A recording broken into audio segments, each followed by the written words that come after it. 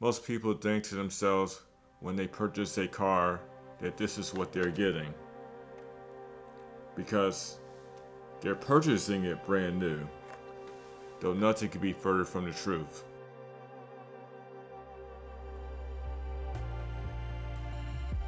Most people think that their brand new car, because they purchased it new, is new.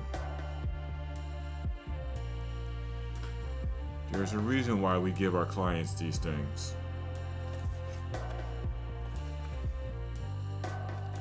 When you purchase your new car, allegedly, what do you think is going on? When you sign the paperwork,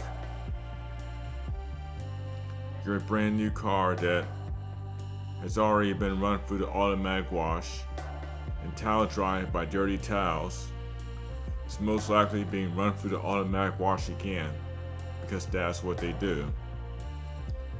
It's not a matter of blame as the dealership crew. They're not detailers. The dealership staff is not a detailing crew. They do not understand proper car care.